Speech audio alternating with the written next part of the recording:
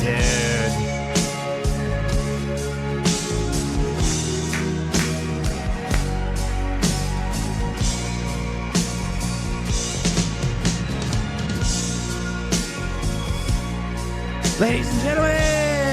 Ladies and gentlemen, you just watched Thief from 1980.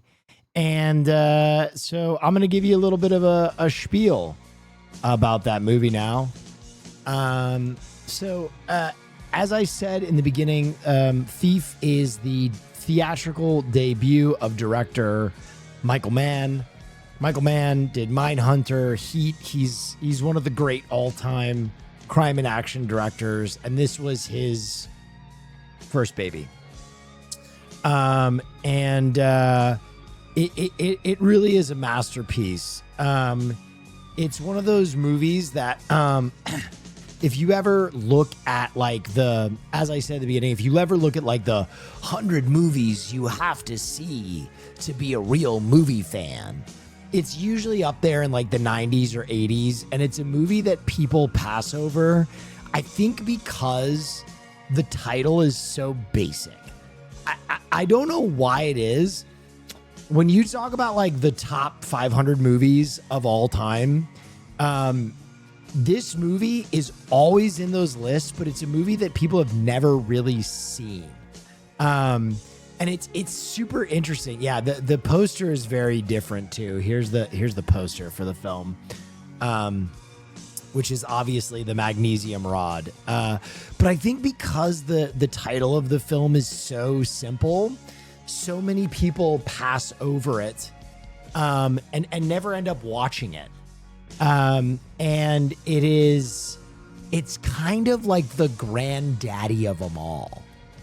In terms of like gritty crime picture, this movie was made in 1980, and it inspired Goodfellas, and it inspired Snatch, and it inspired the Italian Job. Like basically any heist movie post Thief was pretty much inspired by Thief. And the one property that you will definitely know that was inspired by Thief was GTA. GTA draws direct inspiration from Thief, and they even talk about it, right? It's been mentioned before that this movie is one of the primary influences for Thief. And one of the very obvious homages is Thief has a very distinct soundtrack by Tangerine Dream. And Tangerine Dream has done a lot of great music. But Grand Theft Auto 5, the cinematic score, is done in large part by Tangerine Dream, which is a direct homage to Thief. As this is the aesthetic we're going for, the theme we're going for. So without Thief, you probably don't get a Grand Theft Auto in the way that we know it.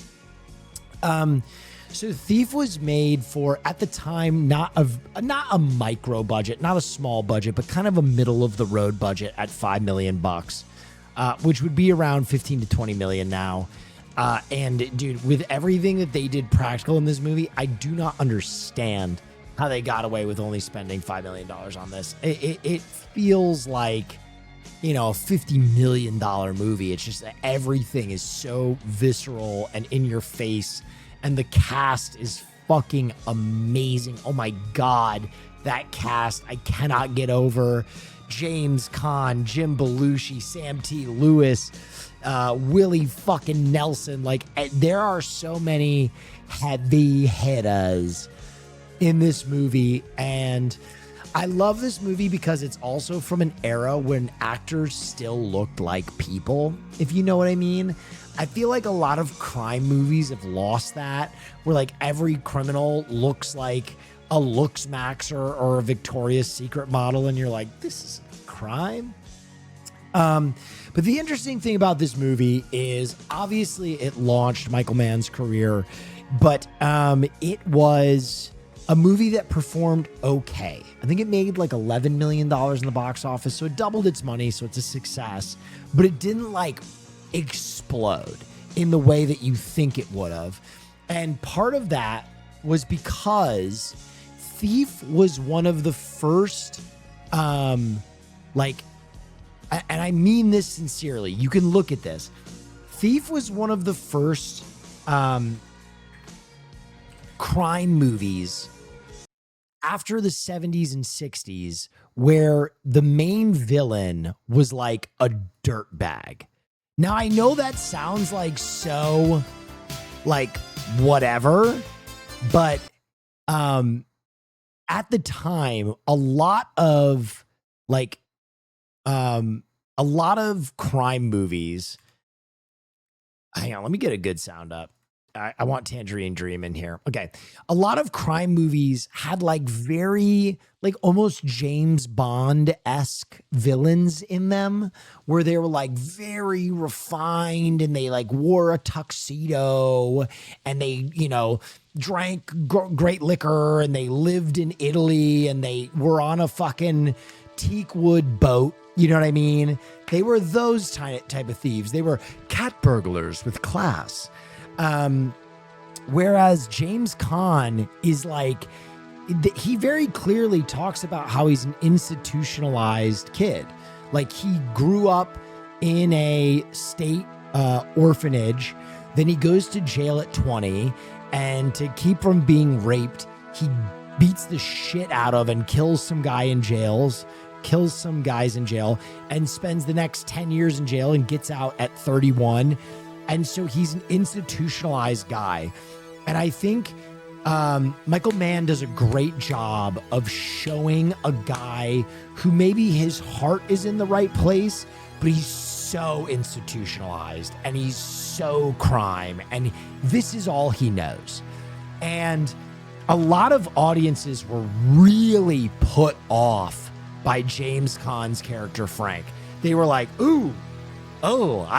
I don't like this. He's not wearing a tuxedo and he's not drinking martinis and it's not glamorous. It's like this, he's like a dirtbag.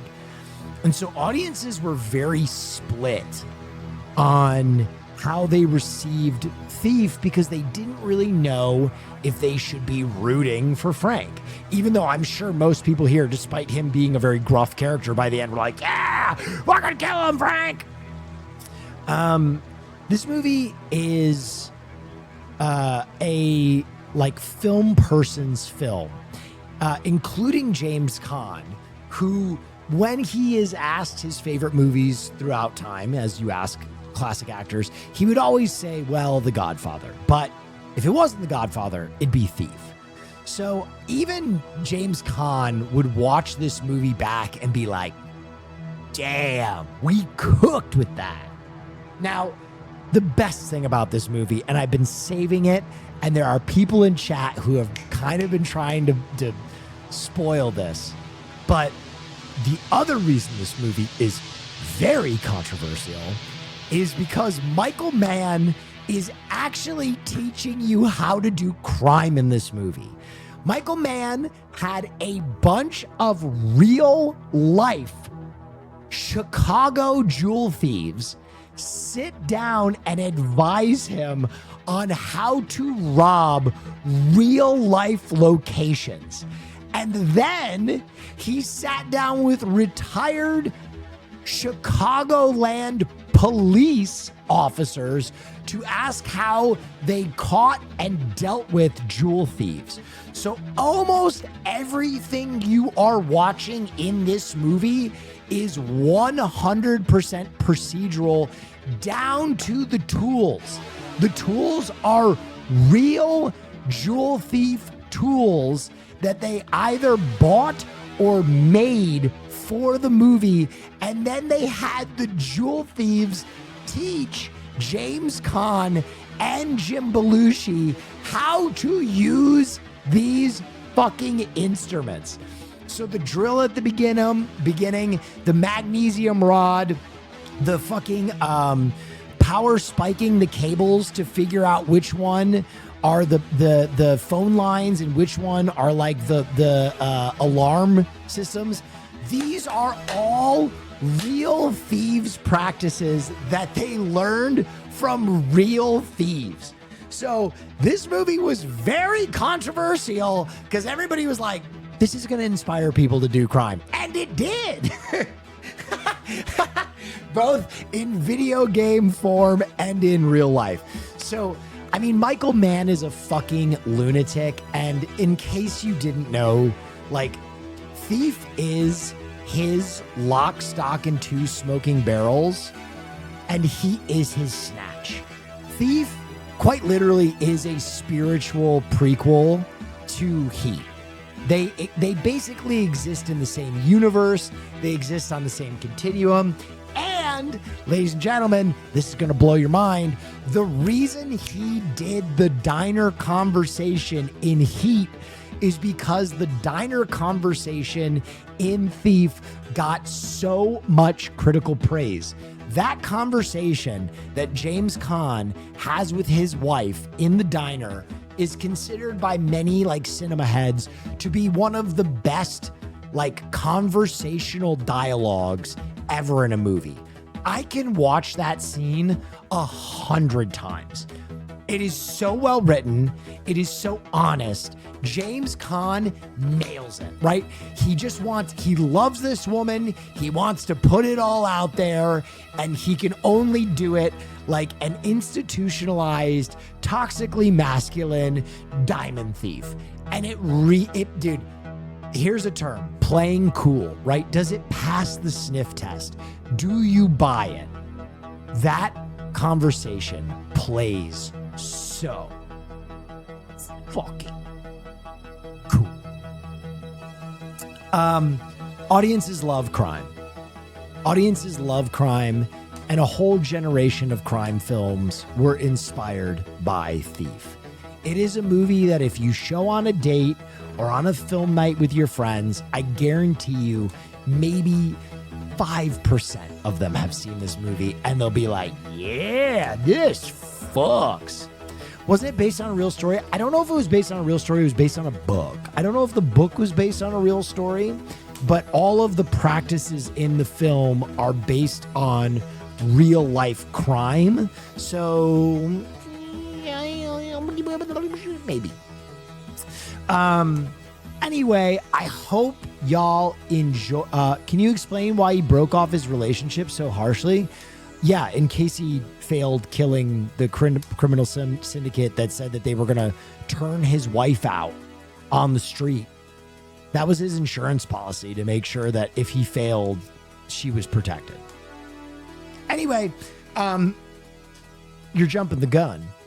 Now is the question portion of the stream. I hope you all enjoyed Thief. It's one of my favorite movies. It just got added to YouTube free movies, and I'm super pleased it was, because I think it's rare that we actually get to watch, like, and I mean this sincerely, we got to just watch one of the best 100 movies of all time, right? It's on those lists. A lot of film guys, like, yeah, damn surveillance. How often do you do these movie nights? Every week for the last 6 years. So yeah, I love being able to teach you guys about films, and as you know, we're very hamstrung by the DMCA, so we can only watch certain movies as not to violate or, to navigate that very delftfully. And it was a blessing that this movie came on. So I love this movie. I'm glad you guys love this movie. And now if you have any questions, this is where I open up my film class for you guys to kind of Socratic method. Do you have any lesser known heist movie recommendations? Lesser known than Thief? American Animals is one of my favorite ones. It's more recent. It's phenomenal. Gonna have to watch it again. Came in at the tail end. Also, Will Neff's top 100 movies of all time list. I did it once upon a time. I hate to be hamstrung like that, but possibly I'll do it. Double feature with Batman? Absolutely fucking not. Have you seen Man's The Keep 83? It follows a group of Nazi soldiers who unleash a malevolent spirit. I think I have. I can't remember. I've seen, I think, almost every Man movie. Do you think a modern remake of it would be good? You'll never get a modern remake of this because Michael Mann is still making films. You're gonna get Heat 2, which essentially is gonna be, you know, Thief 3 in a way. So you can look forward to that. How did they shoot the thermite scenes? It is my understanding that the majority of the scenes were done with actual tools. I don't know if they used actual magnesium rod in that scene. They might have Hollywooded that. I don't know for sure. But I do know for sure, if you look carefully, you can see that they're using a heavy ND filter because the rod is burning so bright. So whatever they used was insanely bright that they had to use. An ND filter is essentially like sunglasses for a camera that you screw onto the end of your lens. And if you look really carefully, you can essentially see how hard they are filtering the shot. So whatever they used was insanely bright, insanely bright. Were those stuntmen in the suits? I don't know if when they were cutting, it was stuntmen. They might have had to for insurance purposes, but it was the 80s. Everybody was on coke. They might have just let them do it. But it is my understanding that the vast majority of the action shots are actually James Caan and Jim Belushi, and they were taught to use these thief tools by actual thieves. Go ahead.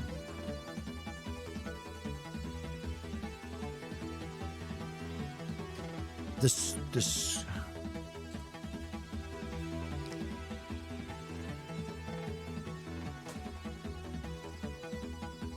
Yes. I'm going to be honest. I cannot recall the score of The Score offhand, but it's a robbery movie with Robert De Niro and Edward Norton, made in 2001. I would assume that there are heavy influences of Thief. Thief's soundtrack was as influential to heist movies as The Goblins, if you know, you know, were to horror movies. Dario Argento made his own band because he said that no one could get the sound of horror music right. So he made his own band called The Goblins to make songs for all of his movies. And that band became one of the most influential groups of all time. And in case you don't know, the biggest influence for Justice, the band, is the Goblins. So here's a quick video. You can see this. They take this is the Goblins. This is Tenebrae from the movie Tenebrae.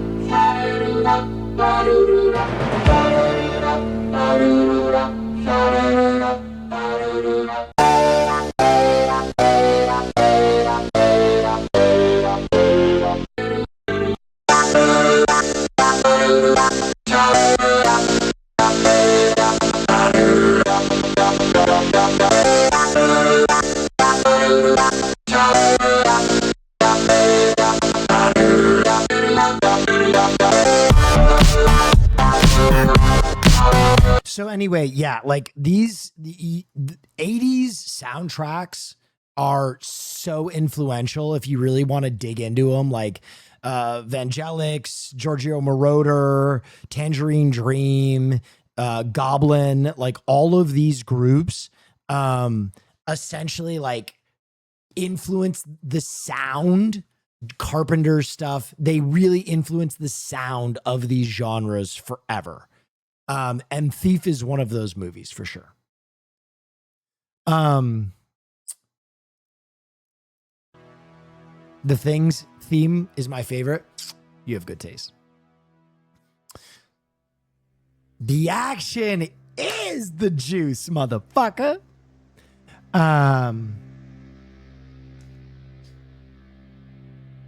Damn, now I want to play GTA 3. Real. So Heat next week. We've already watched Heat, unfortunately. I have to revisit some of these films eventually, but Heat was early in the list. What, if any, themes do you think there are present from the movie? I think Mann really wants to show the shortcomings of the penal system, the prison system, and the law. I think the focus of this film is how basically being institutionalized creates a professional criminal. Like the whole focus of this movie is really that Frank wants this. Frank wants a normal life. Frank just wants the house and the wife and the father figure. But the only way for him to achieve those things is through crime, because he's a convict. Like, even adopting a child, he was immediately like told to go fuck himself, and he has to buy a baby on the black market because he went to jail for stealing $40, right? Think about the elevation of that. Think about what Mann is trying to tell you. A guy that stole sandwich money, learned to be a criminal in jail, and is now stealing the GDP of African countries because it's his only way to be successful. It's a very Les Mis story, exactly. But I think that is the clear and decisive point of this film, is that Frank is a man trapped, and his only way out is to go deeper into crime.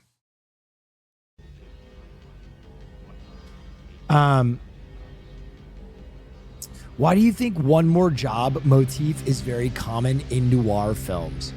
So whenever you're writing a story, the first question you have to ask is why here, why now, right? Because every film that is told about a certain character, which are my favorite stories, are a snippet from this person's life.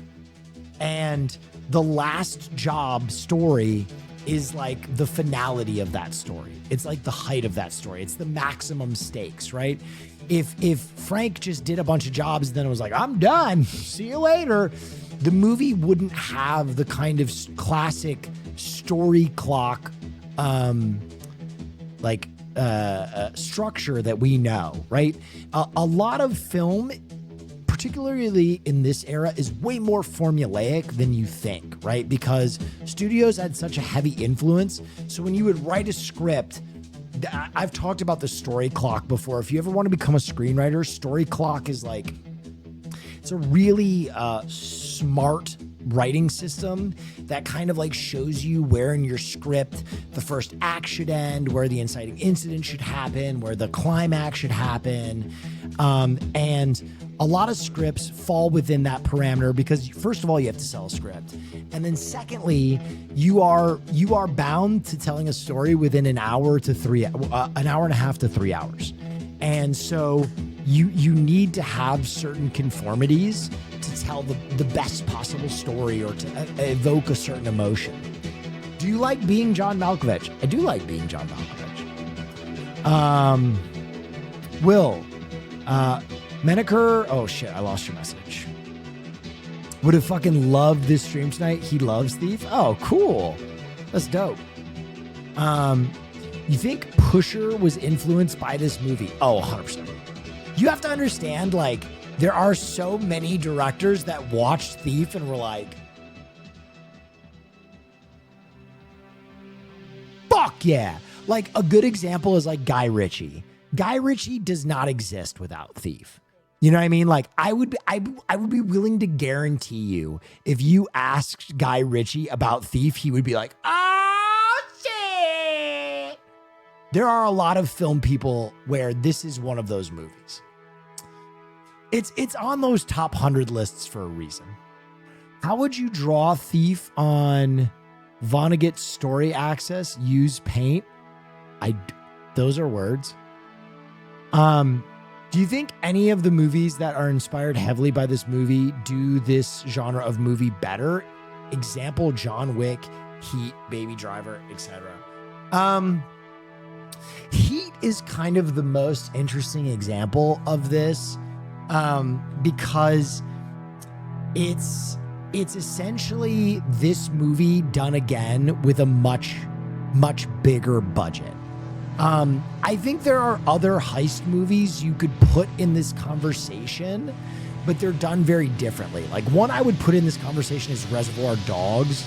I think Reservoir Dogs is like, God fucking damn. But it's a very different style of heist movie. The other movies I would put in this category is like The Sting. I think The Sting is probably the greatest heist movie ever made. For the real ones who know, I love Dead Presidents. Dog Day Afternoon is like more of a heist movie with like a moral center to it. Ocean's 11, I know people love Ocean's 11. It's a very fun movie. Yeah, I mean, those are some that you got to put in the conversation immediately. And yeah, those are the ones I'd put in that conversation immediately.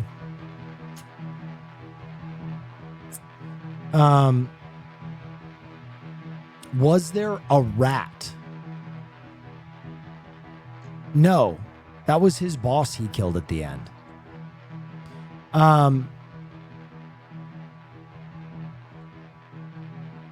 Point Break. I mean, I love Point Break, but don't get me started. Inception got to be up there. I guess, yeah, I guess you could. I guess that's a heist movie, yeah.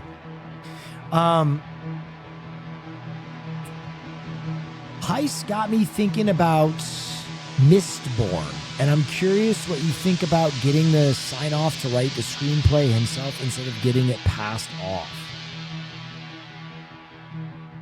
Mistborn? I don't know shit about Mistborn. An epic fantasy novel? What the fuck does that have to do with heists?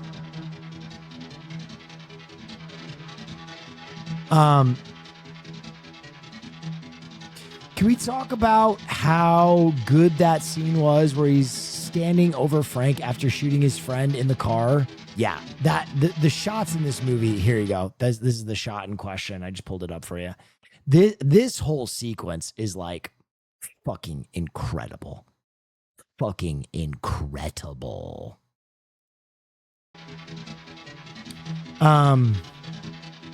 Can you explain the way writers and directors use inherently bad characters as a main protagonist, like in a movie like this?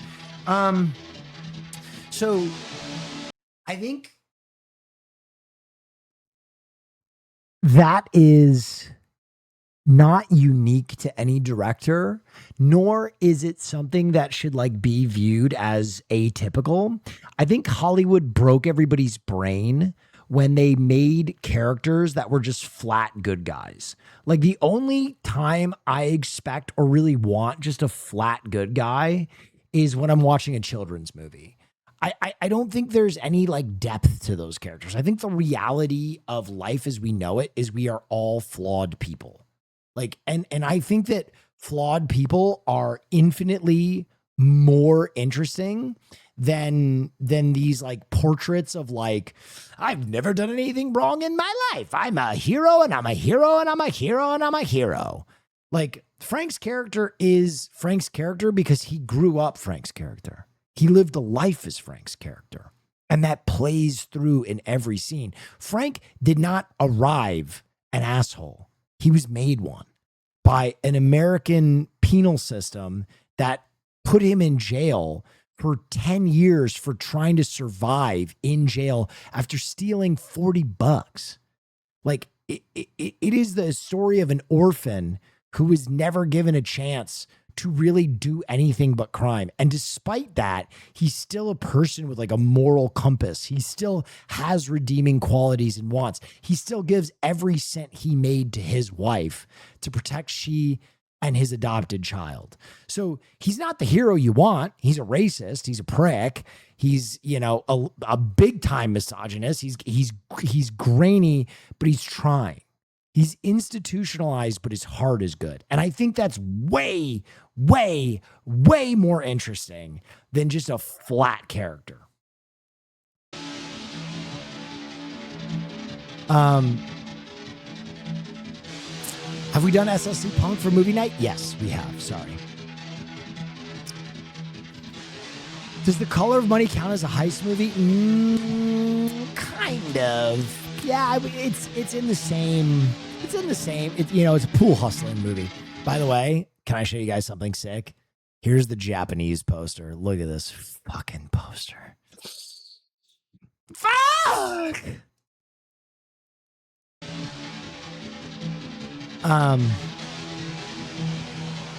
Inside Job with Denzel Washington. Yeah, I mean that's a heist movie. It's okay. It's an okay movie. That movie's probably like a 7.5 out of 10. Thief is like a 9.5. You know what I mean? Like I don't mean to like listen, everybody's got their own taste, but if I'm being a critic, like Inside Man isn't even in the same fucking stratosphere as this film in terms of like innovation and quality. What's a 10 out of 10? I don't really like to say that there are 10 out of 10s, but if you had to name one like 2001: A Space Odyssey, like The Thing, like movies that I couldn't fucking live without are in that category, you know what I mean?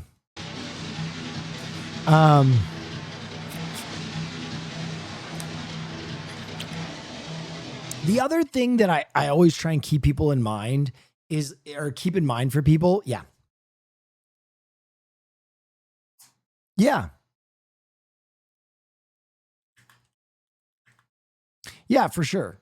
Woman Under the Influences. I mean, goated. Yeah, I mean, I think we can't hear. Doesn't matter. You don't need to hear.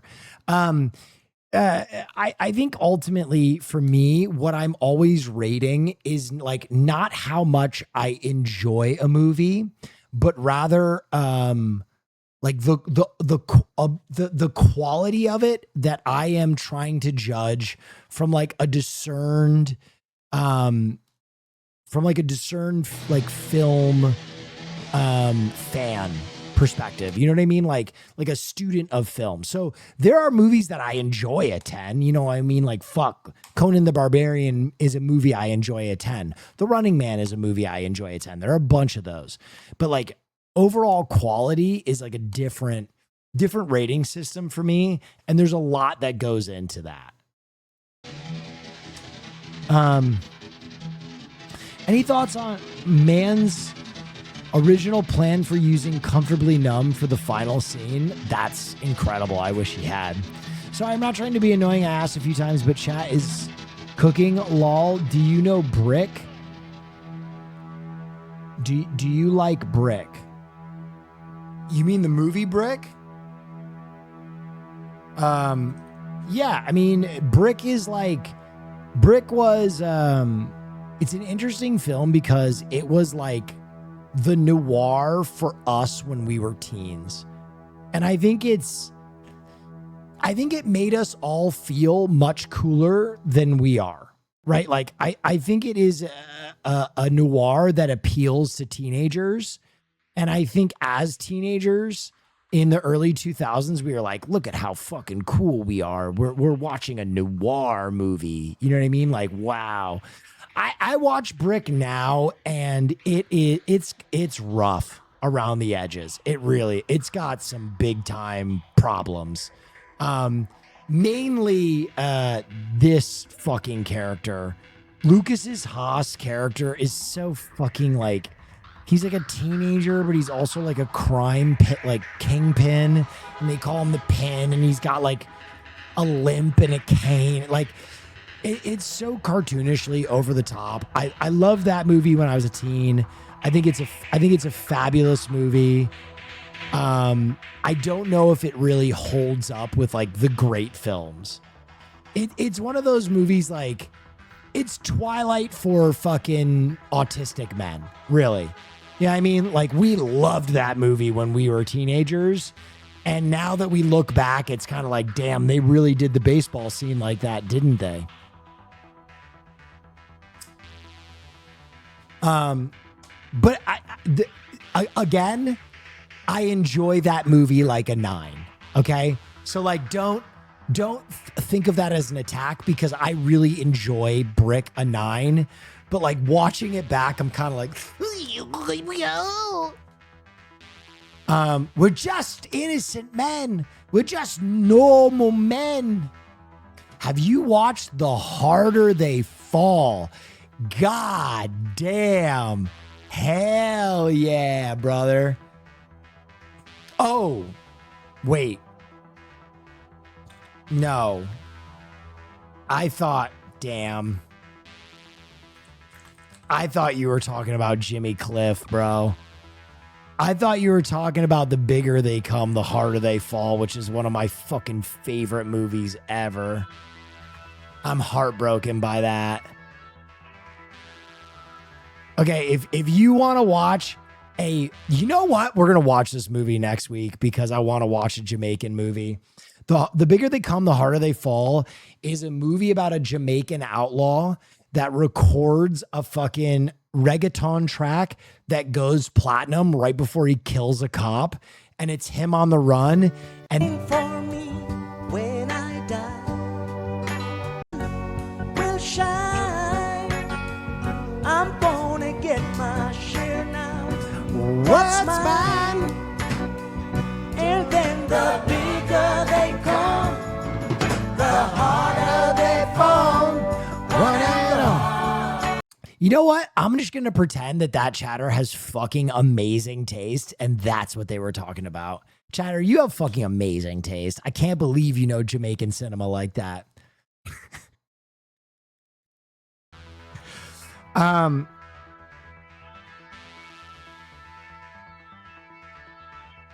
I also really want to watch Vanishing Point on stream. God, Vanishing Point would fuck me up, man.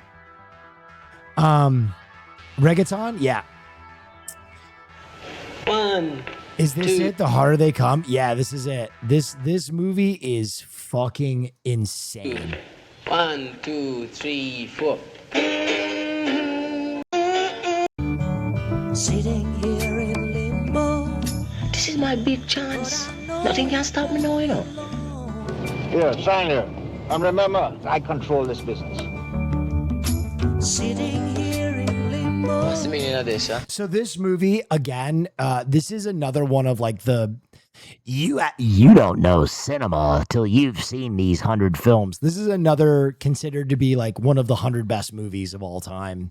And we've never watched a Jamaican film, so that would be fucking pog. Any more questions about Thief or just film? I know you guys are in the have you seen this portion of the stream. And I really don't give a fuck about those questions. With Peace and Love, it doesn't really teach anyone anything for me to be like, yeah, that's a good movie. So any more questions about just film or this film? I enjoyed the fight scenes, but the stunts seemed over the top and obviously fake to me. Was that intentional or just a sign of the times? Are you talking about this movie? Thief? There's like one fight scene. The rest they're just shooting people. Are you talking about this movie? I know you wrote a screenplay in the past. Have you worked on any recently? No. I probably will never write another screenplay in my life.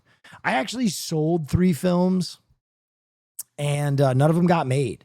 So that's like trying to get pregnant with your girlfriend for like years on end, only to find out you're shooting blanks.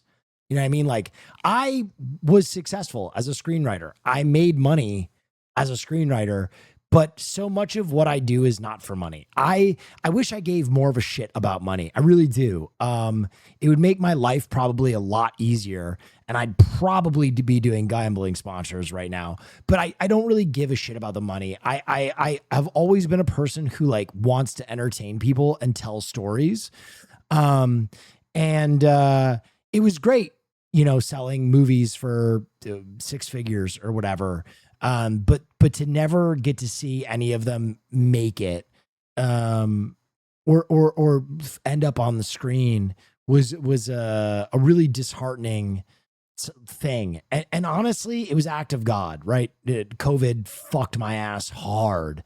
But I don't know, maybe I'll screenwrite again, but it's really hard for a dyslexic. It takes me like a year to write a movie. And now that AI is pumping, I don't even think like screenwriters are writing movies anymore. So I'd be so behind the 8 ball.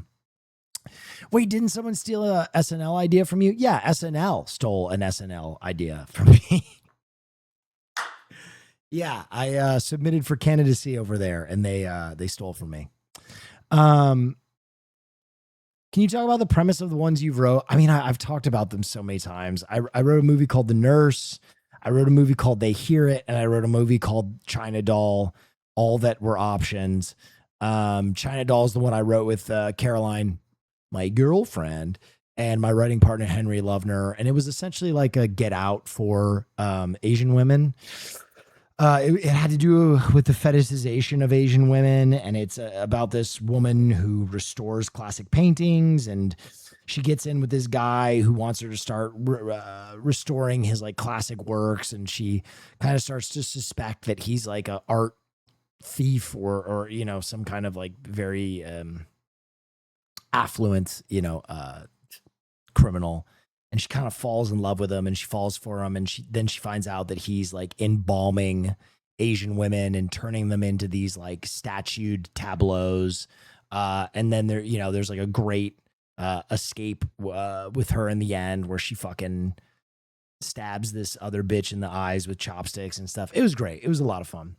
I noticed that the blood in Thief has the old school look to it. Can you talk about that also when they're blood? Yeah. So what's interesting is I think the blood in this movie is probably more realistic than a lot of modern takes. The reason the blood looks different in this film is because they're using what are called squibs. Squibs are small controlled explosives that have blood packs taped on top of them, and they're put within the clothing, facing outward. So you have a trigger, you press the trigger, the small explosive explodes and propels the blood outward. And sprays blood on whatever your set or backdrop is. And it makes it look very violent, very, very violent. 90% of the blood that you will see in movies now is CGI. It is done digitally after the fact. It's safer, it's easier, it's cleaner, and you don't have to clean the set too. A big problem with squibs is you only get one take before you have to do probably like 5 hours of cleaning and reset this set. So that is the big reason that they stopped using squibs, because you only really get like one shot every few hours when you use a squib, because you have to re-costume, re-makeup, clean the set, because there's real blood flying all fucking over a set. So to get more takes, to get more performance out of them, they have stopped using squibs a lot. What direction would you take a heist movie? I have no idea. What direction would I take a heist movie?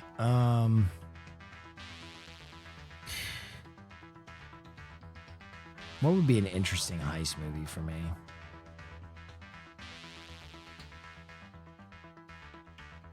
I don't know. I haven't really thought about it. Oh. I just went blind for a second. Sorry, my eyes defocused. How often do you watch movies in a typical week? Do you ever knowingly watch bad movies? All the time. I probably watch 6 movies a week. I love movies. Maybe it's a tumor. Maybe you should go fuck yourself. Just kidding. Just kidding. Thoughts on the sound design in Thief? Incredible. Incredible. I think the negative scenes are probably like even more impressive than like the scenes with a bunch of sound layered on it. That scene where he enters the house and it's like totally quiet is fucking perfect.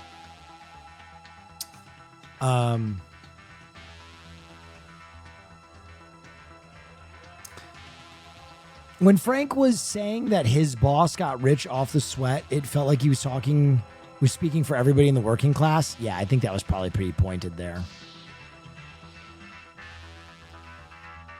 I see a lot of influence for Drive. 1,000%. Do you ever go out and watch movies at the theater alone? I actually do. I actually have a guy who's a member of the community. I don't want to out him, but he works at the AMC I go to. He works at the bar, and we will typically like talk movies. I'll go in and grab like a drink, and I'll be like, "What have you been watching? What's good?"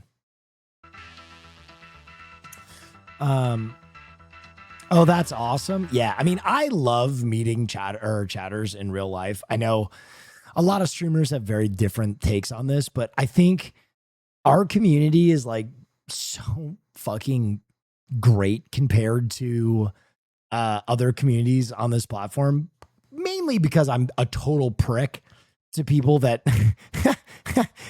that come in here and are horrible. I don't ban them. I usually just like deal with them how I would deal with like a heckler at a comedy club. So instead of like making sock accounts and coming back over and over again, I think they actually leave because they don't want to be like chastised and made fun of.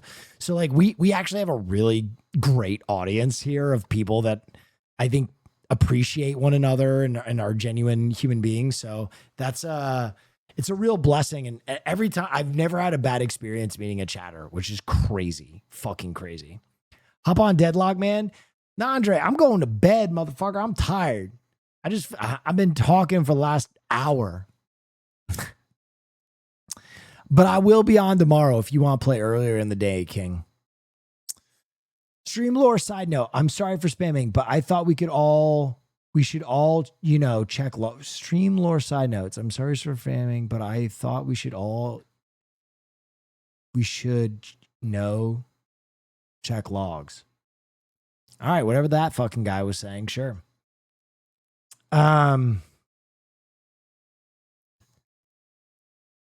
Out of all the movies you've watched, had the biggest twist ending that caught you off guard? I'm never going to answer that question. That's a horrible question. Knowing a movie has a twist ending ruins the ending. I am never going to answer that question. I'm never going to discuss what movies you haven't seen that have good twist endings. That is like, no, horrible question. With peace and love. I love you, chatter. I know you weren't trying to ask a horrible question, but horrible question. Do you think John Thief had access to his business holdings at the end? Did he ever see his family rent or get arrested or just live a new life? I think it's open to interpretation. I think they very Frank, by the way. I think man wants to leave it open to your interpretation. Thanks a lot for movie night. I'm not always able to make them, but when I do turn in, the feature choice never disappoints. What a nice message. Thank you. That made my night.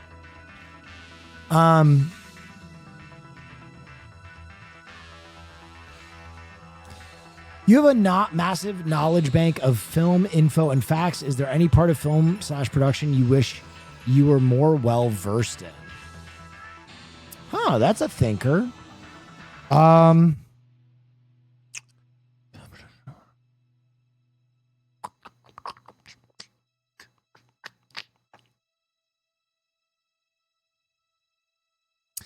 mean, I have a rudimentary understanding of special effects, but I watch a lot of YouTube videos on like guys that are brilliant with how to do special effects.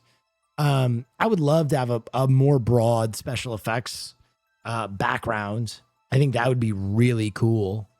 That way I can answer a lot more questions on like how people do things in the films, but I do pretty well in how a lot of film stuff is done. Corridor Digital, yes, 100%. Love them.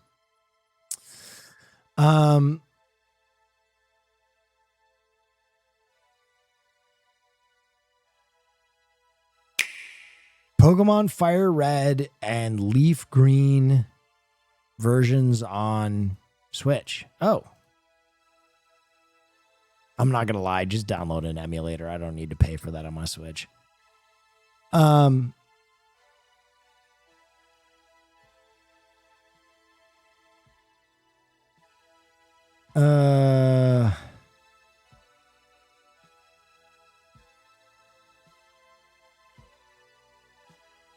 Did John Candy sleep his way to the top? I don't think so. Do you think there's some accuracy to the concerns about showing movies like this since the world is a crazy place now? So you think media like this have desensitized us and made us shittier? I think if that is your concern, you've completely missed the point of the film. Honestly. Because that is like such a conservative pearl clutching thing where it's like, oh, this movie is making people violent. Oh, depictions of violence are making people violent, instead of like, hey, the entire American corrections enterprise of like privatized jails and police enforcement and everything we do to anyone who's committed a crime, whether they be minor or major, basically is like life ruining. If you look at a movie like Thief and it's like, oh man, this made crime look cool. Well, guess what? Crime is fucking cool. Like, I hate to tell you that. The idea of being exorbitantly rich, fooling rich people and stealing from them is enormously appealing. Like, it is cool. It can't not be cool.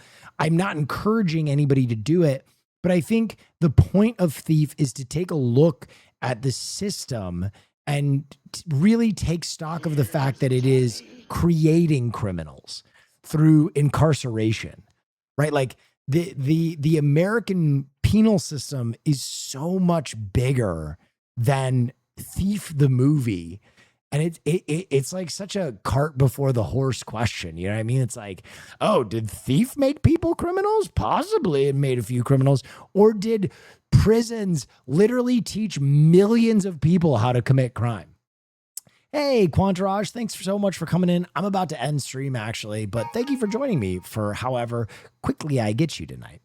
Very sorry if this is repeated, but when it comes to heist flicks, what might you say are three foundational films for the genre?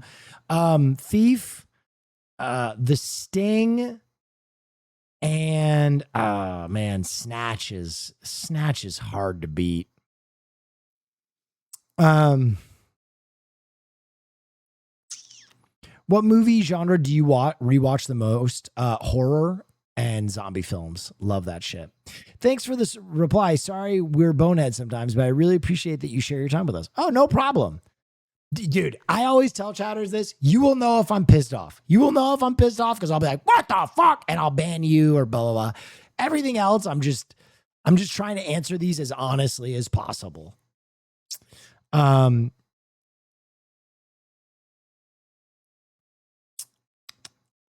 Dude, how did you forget Heat with Al Pacino? Because Heat is by the same director as Thief, and Heat is a spiritual successor to Thief. And even Michael Mann has admitted that Heat was like another attempt at Thief. So I wouldn't list Thief, or I wouldn't list Heat, because Thief kind of fills that category if you're listing 3 Criterion heist films. If I'm listing 3 Criterion heist films and I list basically the same movie by the same director, that's kind of like a wasted spot. But yeah, Heat is incredible. What's your favorite zombie movie outside of 28 Days Not Later? movie related, but I've been loving East of West since your recommendation. Oh, Shaun of the Dead. Wow. Yeah. One day I want to hear your thoughts on video games as successors to film. They should be, but the truth of the matter is, I hate to be so blunt because I love video games. Video game creators are not as good as storytellers as directors. It just hasn't gotten there yet. Like, even I'm so sorry to say this, but like, even my favorite narrative games, like there are very few narrative driven games that are on the level of like the top 100 films of all time. Very few. And when I say very few, I mean like 10.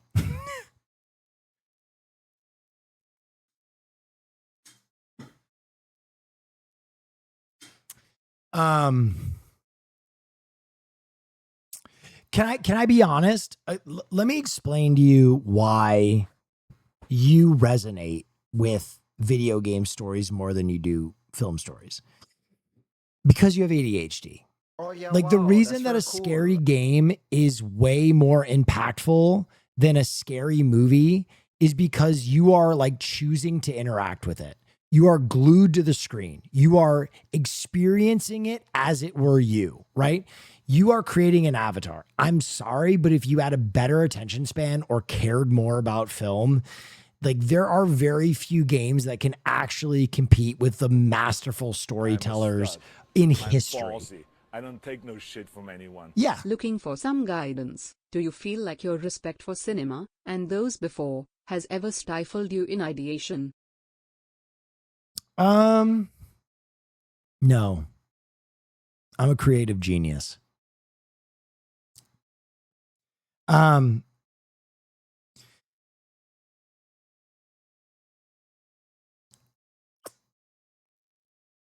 disagree about ADHD. I do like feeling in control of the experience. It makes it more personal. Yeah, but why does it make it more personal? Because you're controlling it, right? Like I'm telling you, like the problem is so many of you don't even watch movies like you should be watching movies anymore, right? Like the interesting thing is you'll probably have a video game on your main screen on a big screen, giving it the attention it deserves, and you'll watch a movie on your fucking cell phone in bed. You know what I mean? While you're eating a quesadilla. Like the proof is in the pudding. I just know that this crowd, a lot of you have more reverence for video games than you do film. And listen, I am not saying that film is better than video games. I think video games, like at their best, serve a different niche, right? Like I think really fun core gameplay loops and recognizing patterns and feeling accomplishment and kind of having like a gameplay loop is its own really rewarding thing. I just have experienced of late, I'm going to be honest, I am tired of Assassin's Creed 78 and all the games of its ilk where the gameplay loop is the exact same that it has been for the last 15 fucking years. I'm sorry. Spider-Man, I know people fucking love that game. For me, it was really quite boring because I've played that gameplay loop 1,000 fucking times. And the narrative in games like that isn't good enough to really fucking be like, God damn, I need to follow this story. Spider-Man is good. That is a hard example for me. But Assassin's Creed 28 is not there. And there are so many fucking games like that now. There are so many fucking games where it's like, go out in the world, find these things, do these things, collect this. Wow, you got a new sword. And it's just like, okay, I paid $60 for this. Wow, this is fucking 50 hours of like, you cannot beat the villain. He's too strong. But what if I train? You know, I'm so tired of games like that. And it's crazy to me because like, I actively am seeking games with unique gameplay loops now, right? I am infinitely more entertained by a Mugenics that has almost no storyline, but I'm like so digging in the weeds and taking apart my clock radio to find out how it works. Ooh, this is how this interacts with this and blah, blah, blah, blah. But this is not to say that there aren't games that transcend. I think that all of the Metal Gear games transcend. I think that Baldur's Gate truly fucking transcended. That narrative, I was like, oh my God, here we go. The Last of Us. Jesus Christ. Are we talking storytelling? But what I would say is there are so many narrative games that Mass Effect, good one. Mass Effect fucked me up. There are so many games that get put on this pedestal now as like, oh my God, genius storytelling. And it's literally just like the hero's journey with extra steps because it's fucking 50 hours long. And it's like, all right, Disco Elysium is fantastic too. Disco Elysium is one of those games that I would put in like that, the 20 games that really can hang with like movie storytelling. Anyway, but I'm a fucking film nerd, so don't listen to me, even though I am a video game nerd too. Do you think action films can learn specifically from anime around storytelling through the fighting? No, I don't. Do you want my rationale on that? Because anime style animation would look fucking stupid in a live action film. That's very cool. Got a game Particle effects look fucking dumb in real life. If it didn't look fucking dumb, everybody would have loved Justice League. It doesn't translate. I think this idea that every genre has to become every other genre, like anime has to become adapted to real life. And no, anime works as anime. Let anime be anime. We don't need to see all of these. Oh, but now there's a real flesh and blood person. Look at how fucking stupid his hair looks.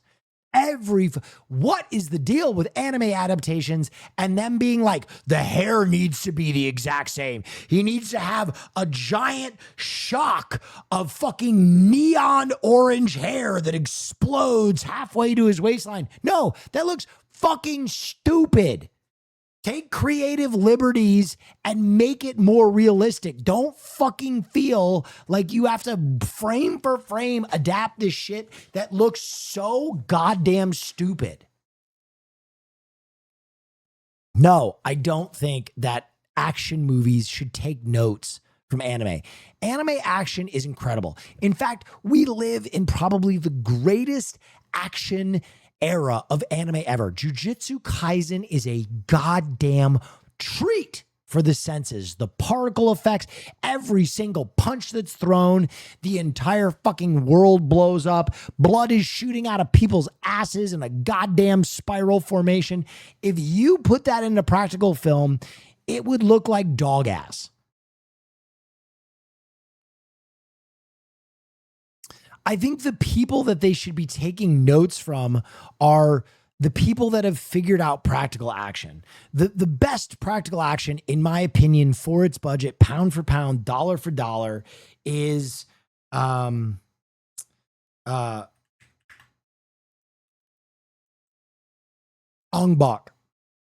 Ong Bak, I think, has the greatest practical implementation of action I've ever seen. This movie is fucking insane. It's incredible. It's over the top. It was made for a nickel and a sandwich. The action choreo is so fucking crazy.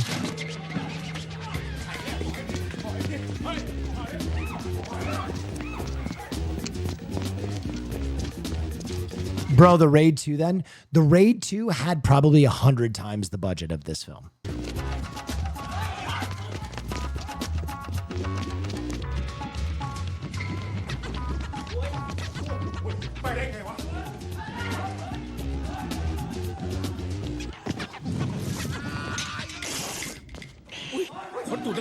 Comedy in action, the Buster Keaton influence, 100% amazing. And then you get to the fight scenes, and really they just hired real martial artists to beat the ever-loving fuck out of each other, and it looks incredible. Right? There's no fucking gag here. There's no trick here. It's just great martial artists beating the fucking shit out of one another. And it plays so fucking cool. I love this goddamn movie. Come on! Back Muay Thai! That looks awesome. That looks fucking awesome.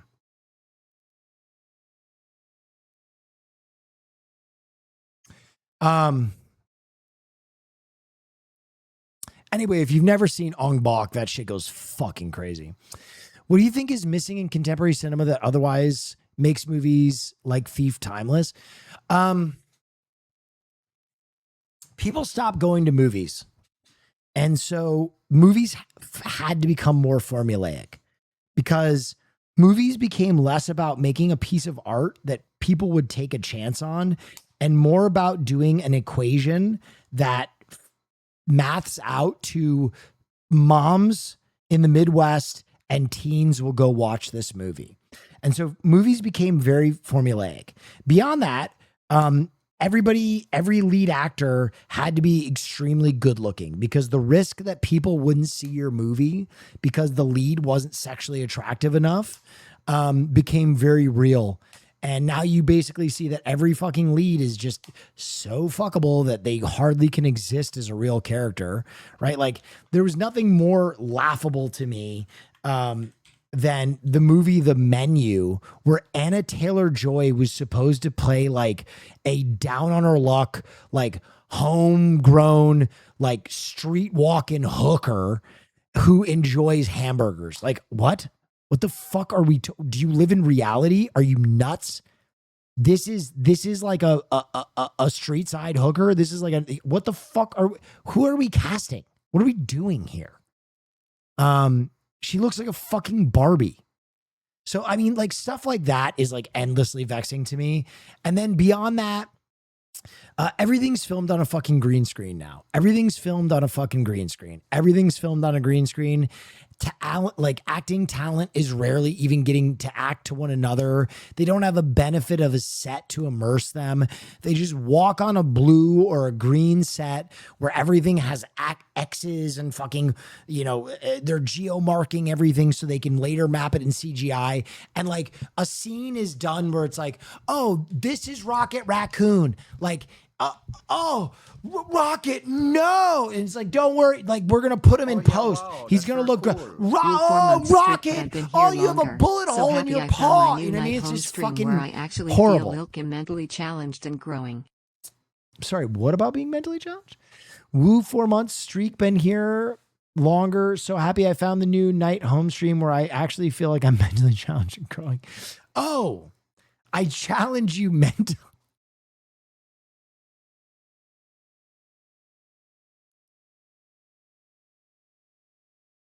Chatter, I thought you were trying to say that I was giving you brain damage. I thought that it sounded like I was stealing your chromosomes or giving you extra ones, the way you worded that. But I appreciate what you're saying.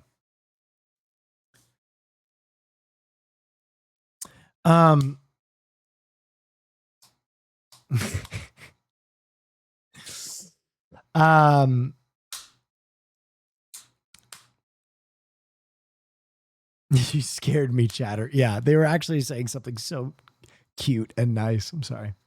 I love your movie discussions. Thank you. I really put a lot of work into them. And as I said, I don't do it to make money. I do it because I maybe the reason that I'm a little bit more prickly on film night than other nights is because I have such a reverence for movies. And the truth of the matter is, I agree with Janis Joplin when she said the world would be a better place if people did the right drugs and listened to the right music. And I think just like music, film is an enormously enriching art form. And I think really people can be made more empathetic, more worldly, and just better by consuming art. And film is my art. And so I really take this very seriously because I love movies. They saved my life. They gave me a passion. They raised me. They were my best friend. They were my confidant. They were the punk era when I was rebelling. They helped me feel things. And as a little depressed kid, you feel isolated, you feel lonely. And I think there is this magic when you consume art from a mind that thinks parallel to you, where you don't feel alone. For 1 second, you're like, wow, there's someone who is reaching out to me from the void with their art. And something that they are trying to say, I can hear. And that's awesome. And so, I don't know, man. So much of this platform is just hamburgers. This is what I call it. It's just, it's comfortable slop. And, I think that has its place. But film night is like the one thing I take seriously because I do it so that it's not a hamburger. I do it so that it can't be consumed by everybody. I do it so that it is bruxum. I do it so that it is obtuse, and I do it because I do want to mentally challenge you.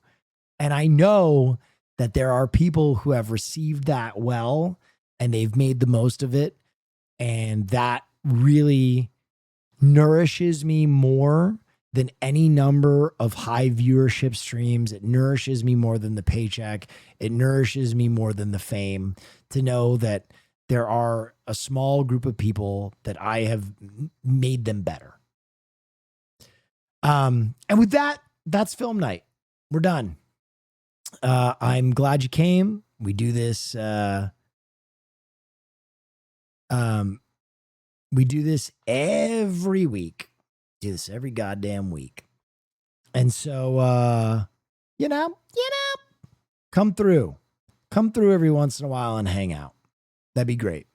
Now bump that fucking Thief soundtrack, baby.